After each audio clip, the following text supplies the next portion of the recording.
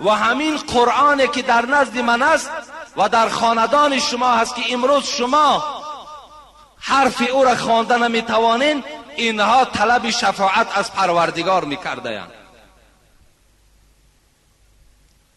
جای گویم که باور تأسف است، جای تعجب هم است که امروز جوانای ما و شما، من امروز شما را دلالت به علم دنیا میکنم، شما علم دنیا را پره گیرید، بی سواد نمانید، لیکن از علم قرآن شما هم اولین درجه باید آگاه باشید. قرآن خواندن میتوانید، عیب است، شرم است، باور که گناه است، جنایت است در همین شرایطی که شما دارین، شما چشم قرآن خوانی ندارید. عیب است، شرم است، حیف بر همون انسانی که امروز قرآن خوانده نمیتواند. این از روی تنبلی، این از روی ضعیف ایمانی است. امروز دیگر هیچ شرایط، هیچ بهانه نداری، تو همه شرایط برای تو آماده است، فقط تو ایمانت ضعیف است، فقط تو را ایمانت کامل نیست، و الا تو قرآن خوان میشوی.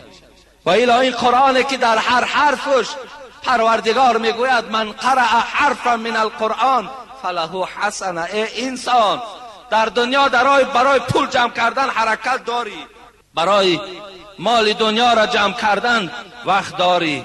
اگر گویند در مسکو $1000 است، همینجا شب نگفته و روز گفته حرکت میکنی، میروی.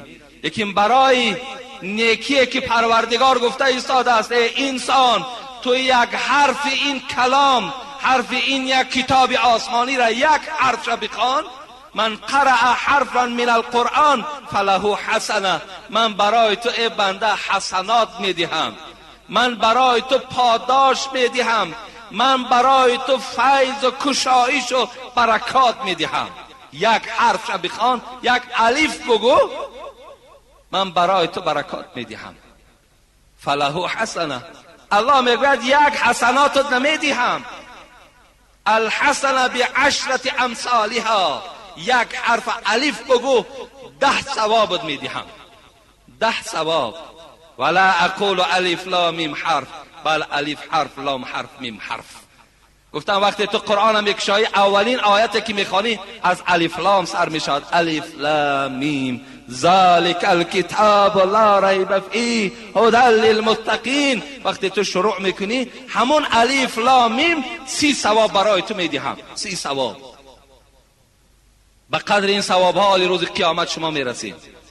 وقتی حسنات ما کمی کند، وقتی ثواب ما با ثواب در عاجز آمدیم، پیش پدر و مادر دویدیم که حسناتم ده که تا که نجات یابون که ما را حسنات ندادن، اون زمان به قدر این سخنها شما میرسید. روز قرآن چی میگفته است؟ منعته النوم باللیل فشفعنی فیه فیشفعانی.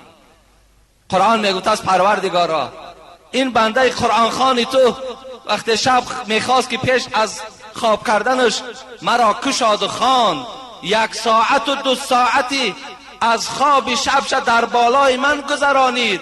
ای پروردگار، من که کتاب تو هستم، من که کلام تو هستم، شفاعتش کن. لیکن آن شخصانی که قدرت دارین، شرایط دارین و خواندن نمیتوانین، این قرآن برای شما طلب شفاعت نمیکنه، طلب شفاعت نمیکنه.